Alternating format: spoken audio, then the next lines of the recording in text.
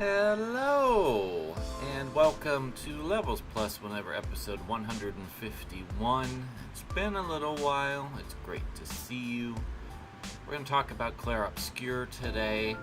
We're going to have it broken into two parts, which is the non-spoiler part and the amazingly spoilerific part. But we got some pickups to get into first, so we will do that. I got the Castlevania Advance Collection from Super Deluxe. Comes with the game. It has a little manual inside. This extra box, which I think they compiled the two Kojima artworks together quite nicely. The back is just circle. It comes with a card, which I'm not that enthusiastic about. It has quite a few prints of the 4 games. It has maps of the 3 Metroidvanias. Let's see, they're all right here. There they are. And then it came with a 4-disc soundtrack. I took the discs out already, but disc 1 is Circle of the Moon and Harmony of Dissonance, and then 2 and 3 is Aria of Sorrow and Dracula X, respectively. But it's nice to have all 3 of the Castlevania collections physically. I also got the Gradius Origin Collection from Japan. Very Konami-heavy pickup. Kind of unusual, but I put this through its paces. I played most of the games on it. It's really, really good. Could be compilation of the year, honestly. We'll have to see when we're all said and done in a few months' time, but for now, I highly recommend. Alright, continuing in the pickups category, I've got Lost Records, Bloom and Rage for the PS5. Came with a few art cards, which is kind of nice, and a reversible cover. Looking forward to playing this. Keita Nash played quite a bit of it before I backed out and decided, yeah, I'm going to go ahead and give this one a try. Looks like it could be my jam. Hopefully it is. Clair Obscur Expedition 33.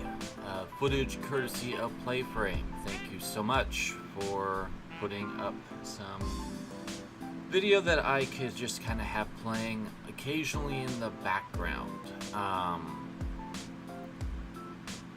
This game gives me a lot of thoughts and a lot of feelings, and I think what I want to do to really start off on this is talk about the things that I really enjoyed about the game, without getting into story or characters, because that will be saved for later. I think that Clair Obscur is visually gorgeous, absolutely striking from an artistic direction. The world of Lumiere and the absolutely stunning Fracture with its complex menagerie of worlds and visuals just blows me away. I think that the voice work is absolutely top tier. If you know me, Fire Emblem Three Houses is my favorite dub of all time in terms of video games. I think Clair Obscur is going to be number 2. I think that they casted so well for this game. And the characters, without getting into spoilers, are all excellently depicted and deliver some of the most incredible voice work that I can think of off the top of my head. Musically, this game is phenomenal.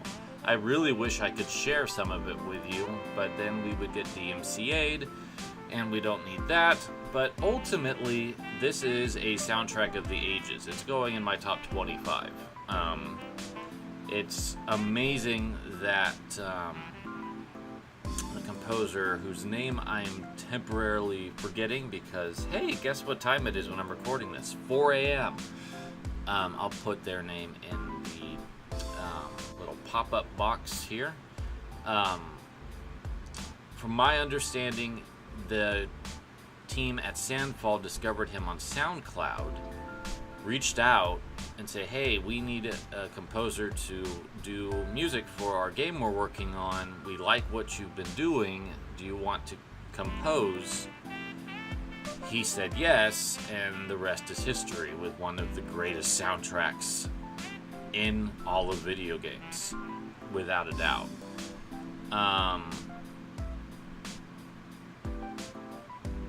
going to skip ahead a couple videos here to highlight one of my favorite visuals in the entire game. Here we go.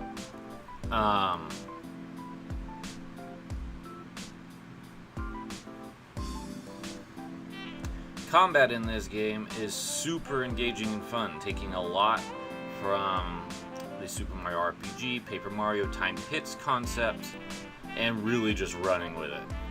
Absolutely engaging combat. Tricky. It's definitely been an area of some contention, that the counter windows are a little bit too tight. I didn't run into that problem too often, but I also played it on story difficulty because I was here for that. And the combat was still fun, and I didn't get frustrated very often.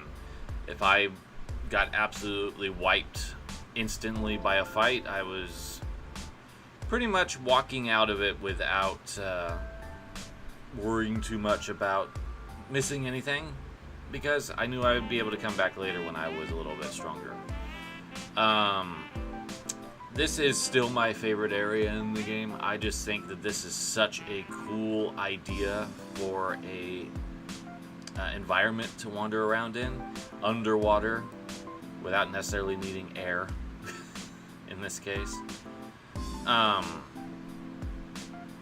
think that the overworld exploration is a good callback to role-playing games of old. No random encounters. Everything you can see in front of you, which is something that I do like quite a bit. There's lots of little nooks and crannies to explore to find secrets and items. One thing I do really like about Clair Obscur is that you don't really have to worry a bunch about armor. It's really just weapon upgrades and your pictos, which are various stat boosting items or things that unlock abilities. But as you level up, you kind of just get stronger that way. The cosmetics are genuinely for cosmetic reasons, and I kind of like that. It's just one less thing to have to fight with as you go along through the game. The bosses are super engaging with great music backing them, wonderful patterns to try to sort out. Patches have allowed it that you don't have to go back to a checkpoint. You can start fights right where you left off. I will say that the devs have been doing a great job with patches in addressing some of the critiques of the game. I think that's been working out really, really well. I played the game after several patches had come out that I think really streamlined a lot of what I would have had issues with if I just jumped in right at launch. I wasn't able to because the game sold out instantly. It has been incredibly successful and is definitely Game of the Year worthy in a lot of ways. The journal's also a great source of information and lore. There's so much to dig into if you are into background information, especially as you get deeper into the game and you realize more of things that are going on with it.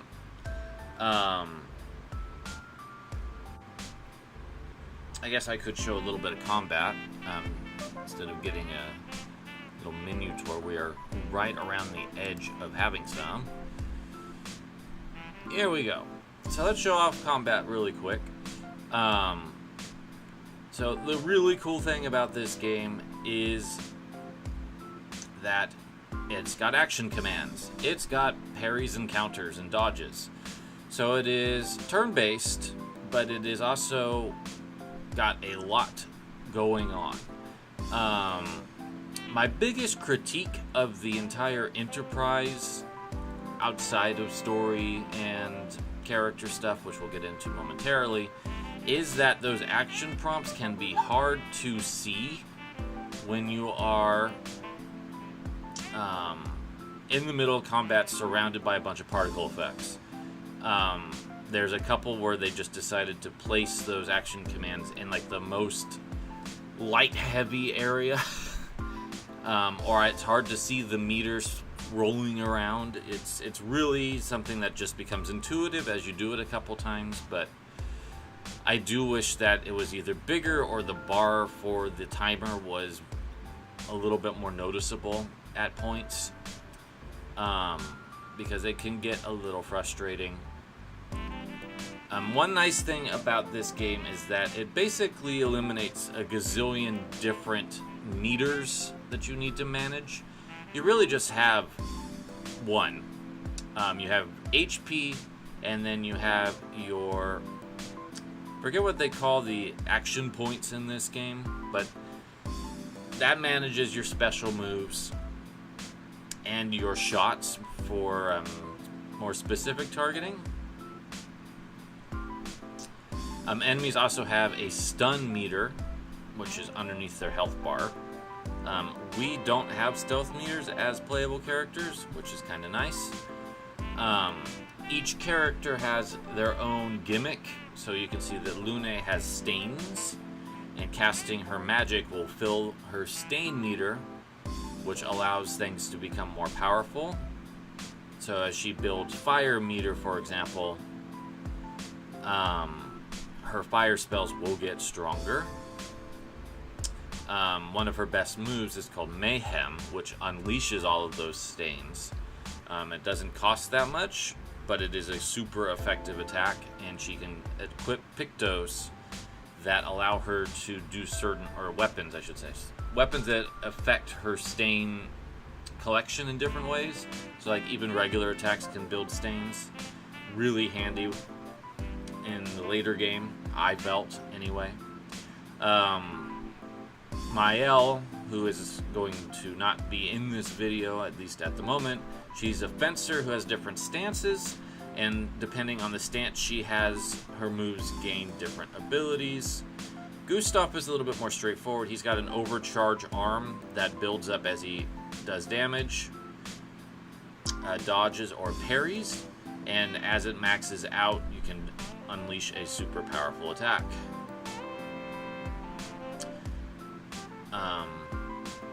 Dan here is primarily using the dodge,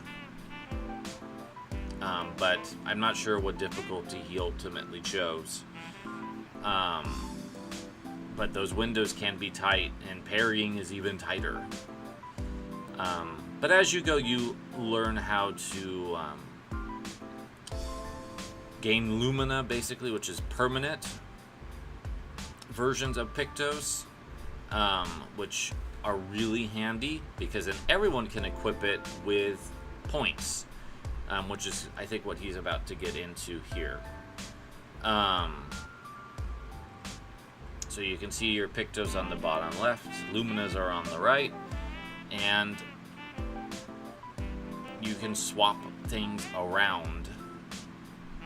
So Pictos are basically these skills that are unique to the character at this point. If you go through 4 battles with them equipped, then everyone can use them in the Lumina's screen. This is a little confusing with terminology, and I think that they've addressed that in a more recent patch since I played it. Something else that I think is kind of nice about this game is that it doesn't absolutely inundate you with items. There's not 70 different healing items in this game. There's one. You have healing, you have basically your action points, and then you have revives. And I think there's a limited amount, and you can build that up as you explore the game. But as you can see here, some enemies have weak points. These guys, the mines that are floating above their heads, if you shoot them, they will explode and do damage to every enemy in the area. But if you don't manage to do that for whatever reason, and they get a turn to attack first, then you get in trouble because those mines do a lot of damage. There's a first strike system, which is pretty forgiving. Since you can see enemies right off the get-go, it's pretty easy to get first strikes most of the time, not all of the time.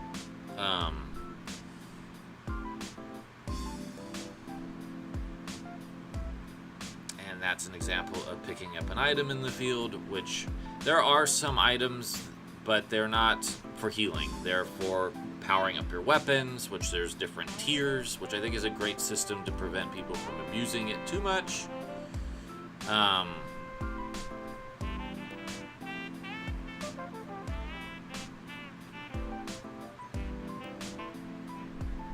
Eventually you will get, forget what they call them, but you'll get like special attacks that use a different gauge that builds up over time.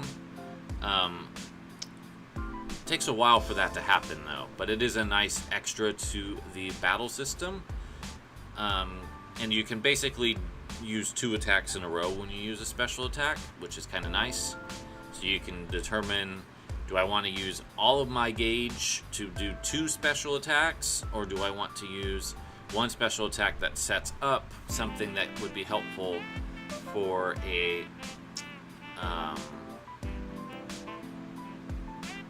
for using action points for.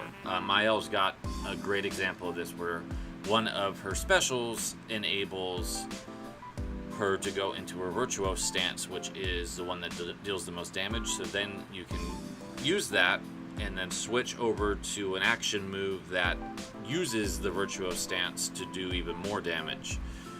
It's really clever. There's a lot of tinkering and maneuvering through the systems to get things to click, but it's a lot of fun once it does. And you can break things pretty easily in this game once you start getting familiar with Pictos and combining certain things together. There's 6 playable characters in the game.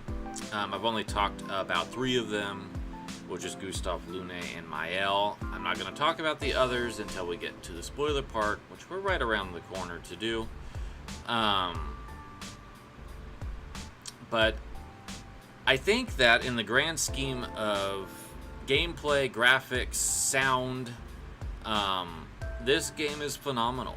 There is so much that Sandfall nailed on their first game to just create one of the strongest debuts that I could think of in the modern video game age. This is truly a triumph on so many levels.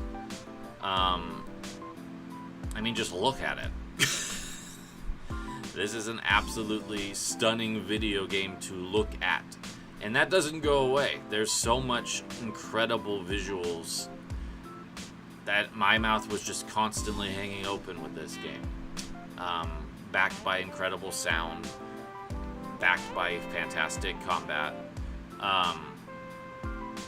This is just a wonderful game on all of those fronts. We're going to move into the spoiler territory now, and before we do that, there will be a 7-second image of the title, or like the box art. Once that goes off, we are going into spoiler zone. So just be warned that I think that this game is great and wonderful. Game of the Year contender. I do have some nitpicks with the story and the characters though. So if that's something you want to learn more about, stay tuned. Or if you played the game, you can stay tuned. Otherwise, just know that if you want a really, really fun role-playing game with action commands that's going to visually impress you, it's going to make your ears feel warm and fuzzy, and you like having a very tactile combat experience, you're gonna love this game. Story and characters, let's just say, for as spoiler-free as possible, that Sandfall took some big swings, and I don't know if they landed all of them. Moving into spoiler territory now.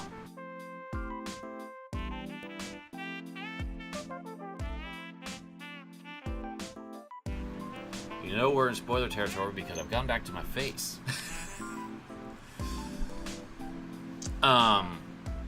Clair Obscur Expedition 33. The premise behind the game, when you start, is that you are Gustav, and you are a expositioner.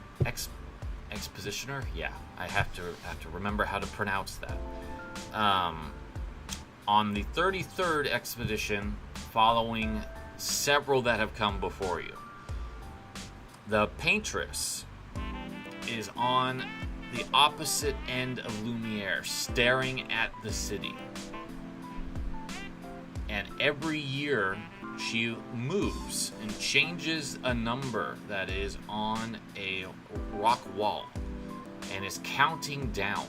And every year that it counts down, people of that age, gommage, or basically die,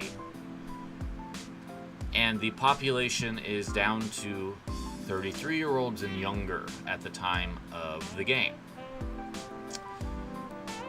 Each expedition that has gone before Gustav's has failed somewhere along the line.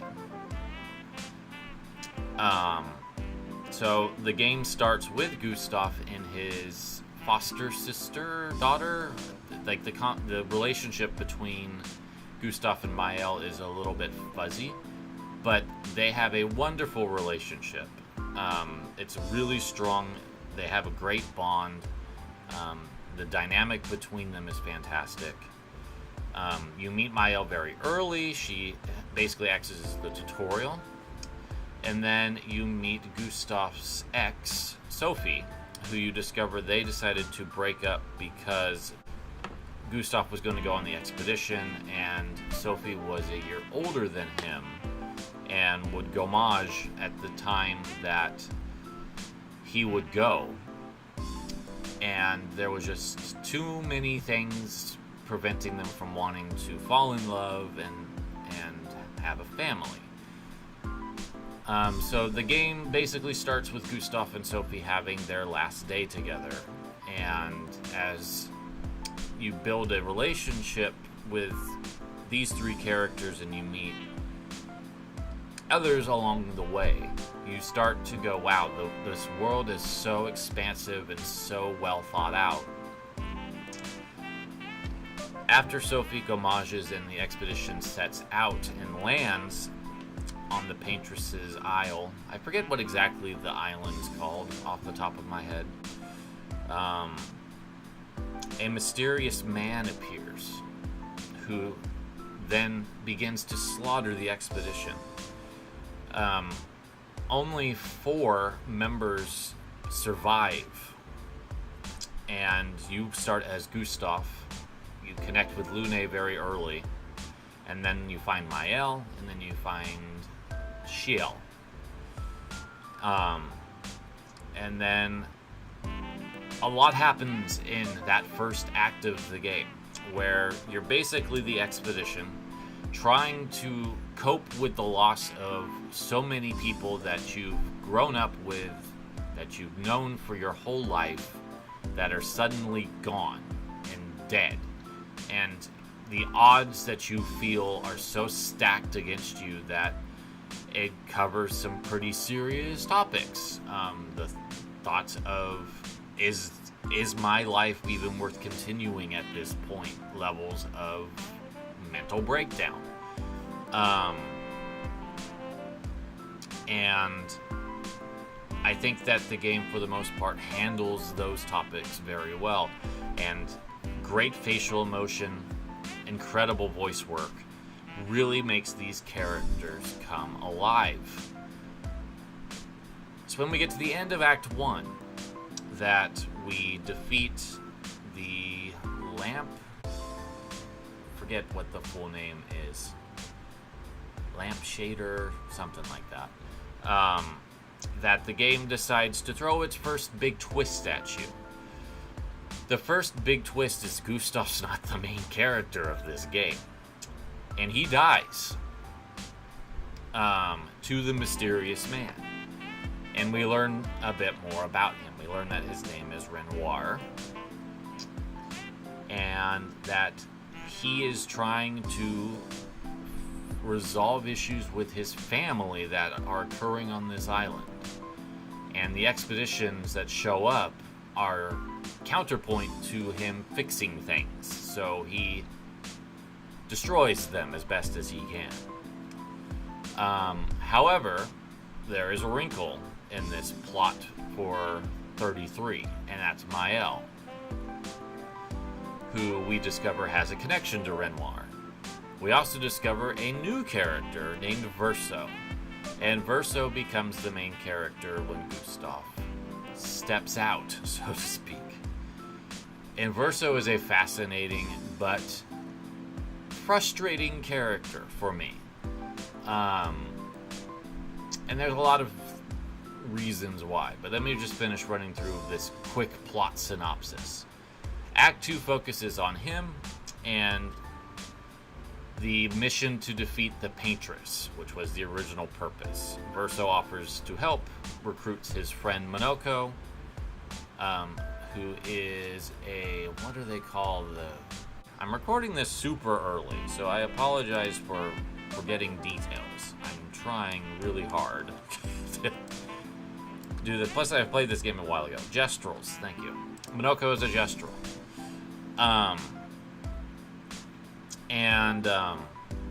Once you have the full party, which is Verso, Lune, Maël, Shiel, and Monoko, along with Esquier and Noko, who are supporting characters that you don't play as, you go through a ton of challenges to defeat things that are preventing the party from moving forward to get to the Paintress. There's a lot of barriers blocking the Paintress off from our exposition.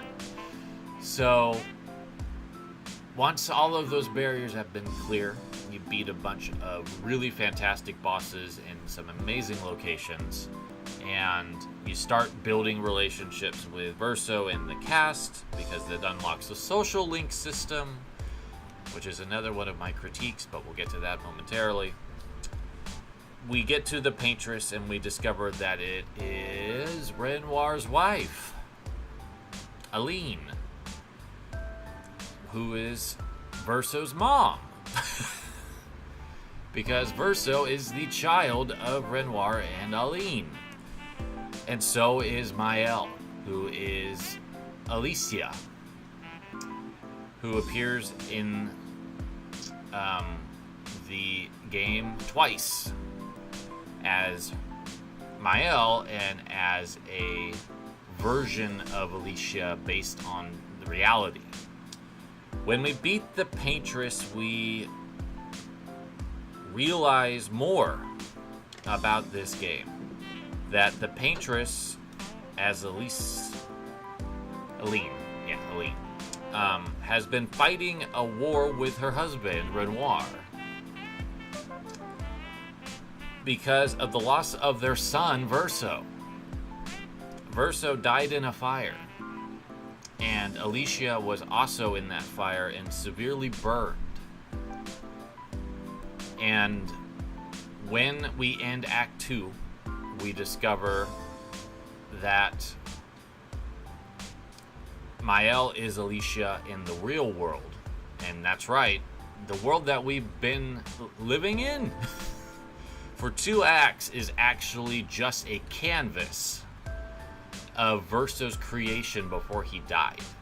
And Verso's mother, Aline, has been keeping it alive as a grieving measure.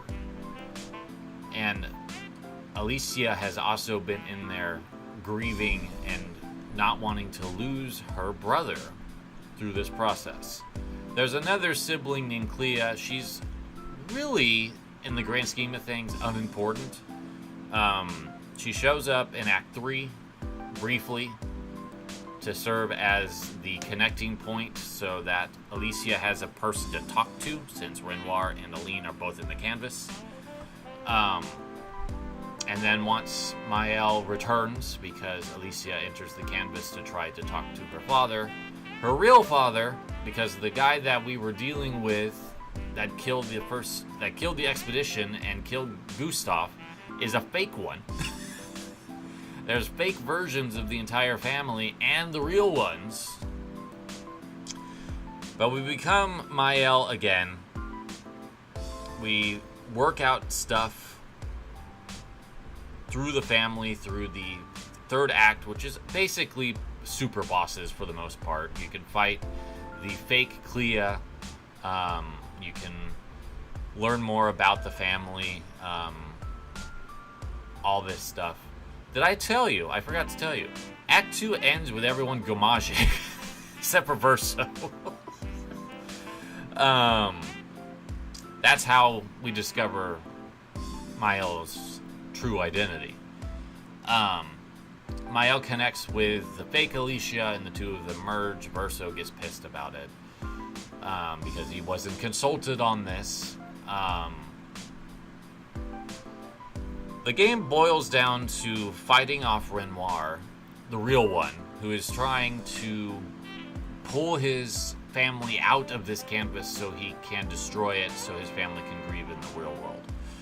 When you defeat him, the game presents a choice. You find Verso's bit of soul that is in this canvas. And fake Verso, I can't believe I have to refer to them as this, wishes to end his suffering because he has been living for decades in this canvas as a personification of the real Verso, and he's tired and doesn't want to do it anymore. However, we have Maëlle, who wants to keep the memory of her brother alive, but also sees the real world as an undesirable place for her as she currently is. She has no voice. She is heavily scarred.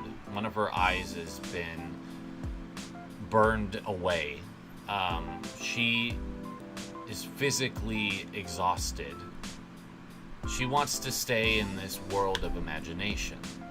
And the game pivots to give you a choice. You have to pick either Maëlle or Verso as the fate of this canvas. And if you pick Maëlle, you'll get an ending where Maëlle stays in the canvas, brings everybody back that she loved, but is slowly dying in the real world because the canvas is taking over her soul. Or, if you pick Verso, Verso will kick Maëlle out of the canvas, tell real Verso's soul piece that he can stop painting, the canvas is destroyed, and the family finally can grieve in the real world, but Maëlle, as Alicia, loses everything that was important to her. Because her family views her poorly in her current state. She's referred to as a ghost.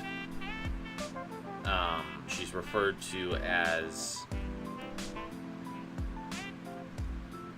a shell. She's not human in the eyes of her real family. So both endings kind of suck. And I don't knock Sandfall for wanting to have endings that don't end well, so to speak. It's a choice, and I think it's a choice that made sense for that studio to make. Because sometimes you get presented with options that don't work out great either way you go. You have to choose the one that seems the best for the character you care most about. And that's kind of where the game falls for me in terms of story, is that I think that the first two acts are excellent, wonderful, superbly written acted, everything. It's really that when the game decides to reveal its full hand and go, hey, this is all fake. That these characters you've been bonding with for 2 acts don't really exist outside of Verso's canvas. And we're going to wipe them away like they're nothing. And then we're going to bring them back when Mael becomes full Paintress mode in Act 3. And there's repercussions about that. And Verso's been hiding so much from the cast that was his goal, was to eventually end this canvas, end all these people, so he could stop living in this imaginary state and rest. It's complicated. And it also, as someone who really got attached to Mael and Lune, and to a lesser extent Ciel and Gustav, I would have been more attached to Gustav if he wasn't eliminated from the conversation so early, relatively early. It's a choice that I'm not able to fully be 100% behind. I applaud Sandfall for taking such a big risk with their story. And I think that in some ways it works. I do think that by having this be a canvas world of Verso's imagination kept alive by grief, it's very powerful. You can then start to explain away all of the fantastical elements going on. That lovely living water or flying water area that I was showing you, it makes sense when you realize Verso created an ocean that you could walk around without oxygen, because it's an imaginary world. You don't need oxygen in a child's dreamscape. And why everything is so varied, because it's a combination of canvases coming together that Verso created before he died. It all makes sense in a way, but it takes some of the fantastical out of it when you realize that you're dealing with 2 versions of major characters. You're dealing with idealized versions that Aline and Renoir have created.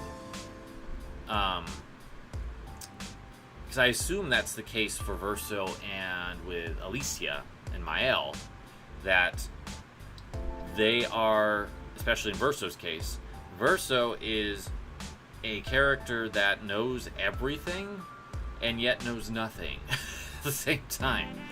And the game pivots so much onto Verso in Act 2. I mentioned a social link system. I think this is a really great idea. The problem that I have with it is it's only Verso that has it. And when you realize the full depth of Verso, and that he's fake, and that he's been bonded with all of these years of experience living in this place, wanting to get out of it at any cost, and is willing to betray everyone in the party that you have spent the first entire act with, and then the entire second act with, before they vanish and you realize that they're not real people, and that it's all been just this grandiose scheme of his. It sucks. There's even a relationship thing that you can build with Lune or with Ciel. And then, like, he fucks them over. He totally fucks them over.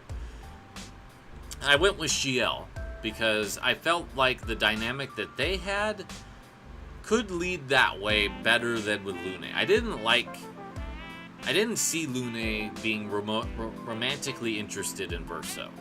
So when that option presented itself, I just closed it immediately. I was like, nope, not even going to touch that. But with Ciel, it made some sense to me. she lost her husband to the Grammage. She lost her child that she was carrying to an accident. And her grieving process has been complicated because of those factors. And having a romantic fling with an attractive man made sense. And the way that she lands at the end of that is like, if Mael could bring my husband back, we are so done. I'm calling it now. No more after this one last time. And she's serious. That's it. I love that about Shiel. And it's very adult. It's very mature in the correct way. It's a very great way of handling a complex topic of losing the love of your life, moving on from that, and realizing there's a possibility of regaining that love and going, oh, okay, we're putting a wall up here. We're this little thing that we started is ending right now.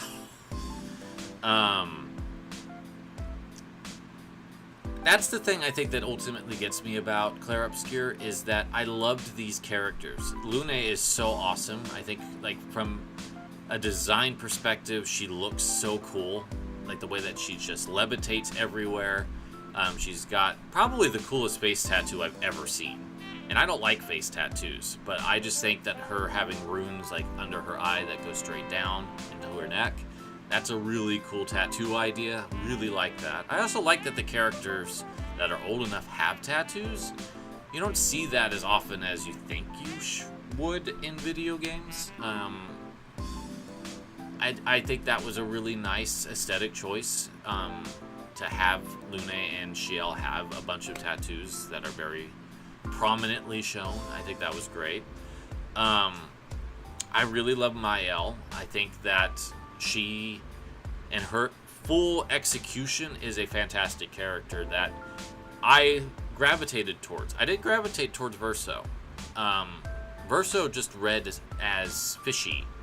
And I basically went with Lune's interpretation, which is, this is just, there's something about this guy that I can't commit to 100%.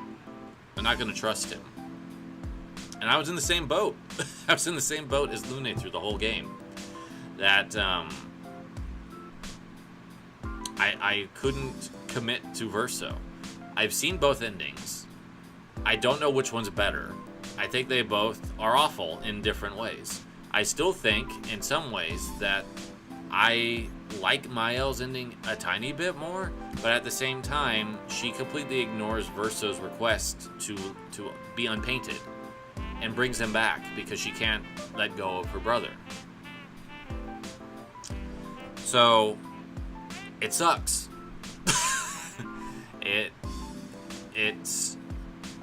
It's a game that I love. It's on my top 111. I think that there's so much of it that executes well. And I applaud Sandfall, again, for taking gigantic story risks by building such a fascinating world and fantastic characters, and then completely 180ing their intentions of what that means. And risking losing people because the characters aren't the characters we thought they were. They're not real. They're imaginary. And their livelihood is at stake depending on what we choose.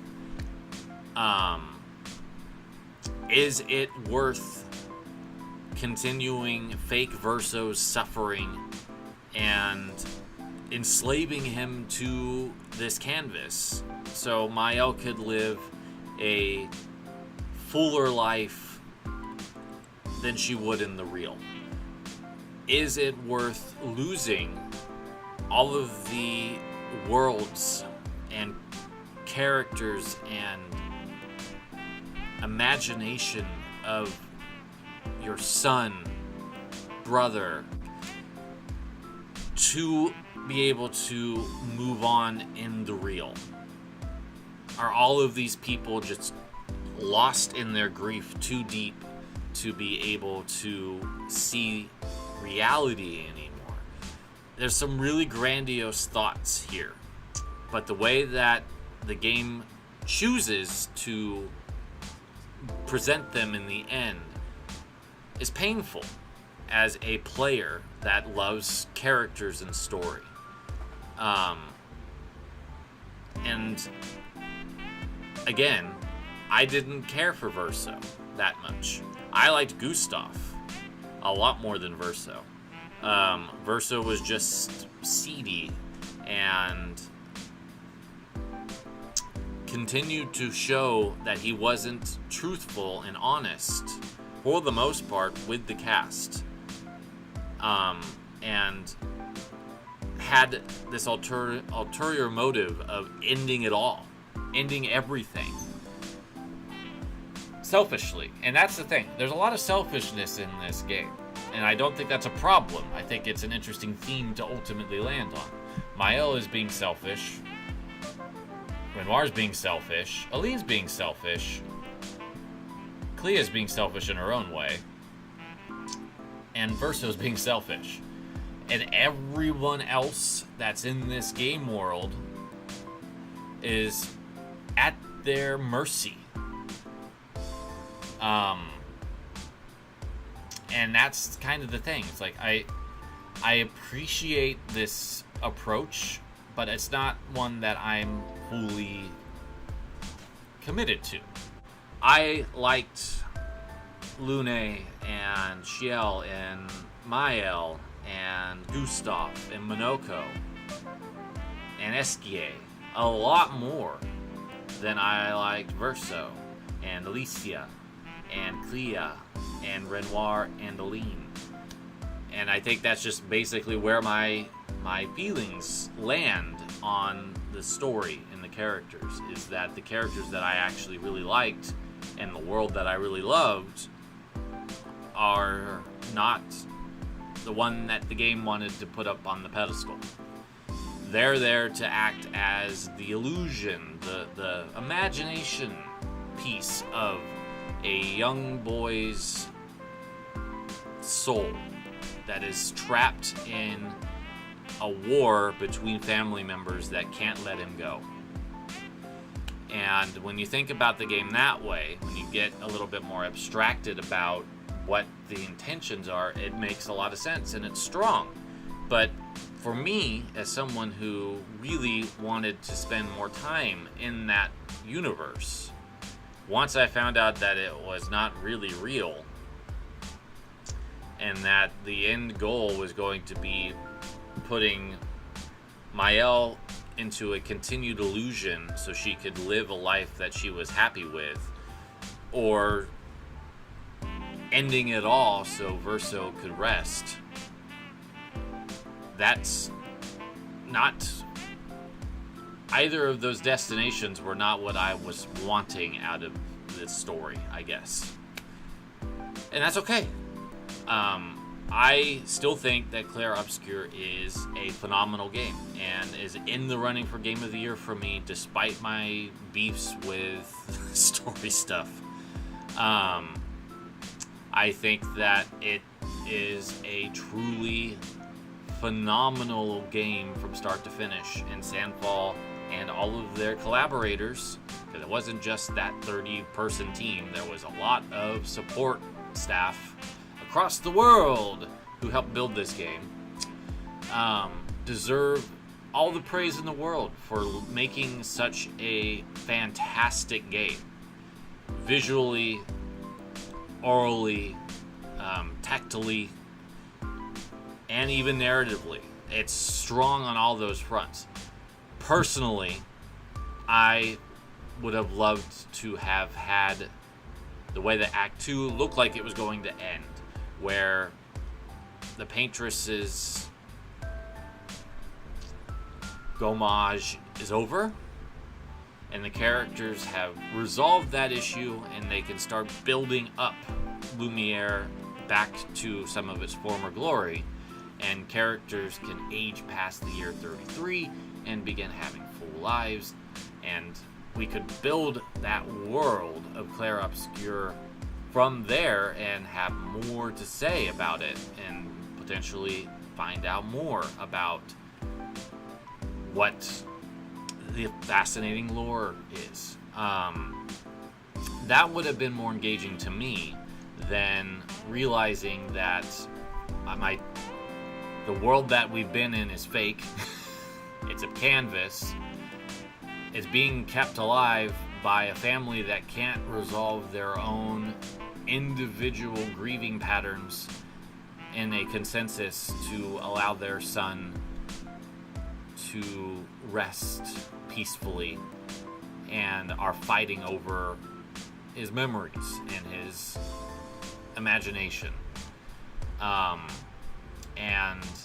I like either way, if the canvas dies or Mael loses herself into the canvas and is lost forever, and joins her brother in a very similar fate, neither of those are really the destination I would have wanted, based on the first two acts. But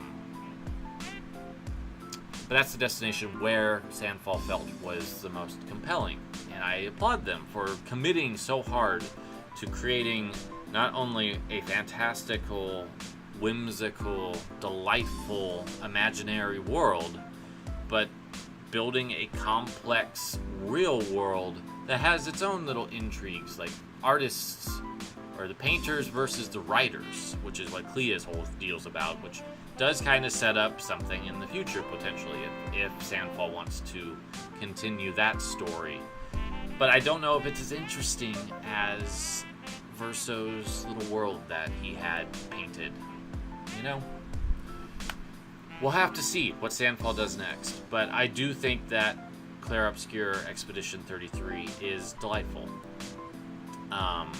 Even though I would have done things differently with the narrative.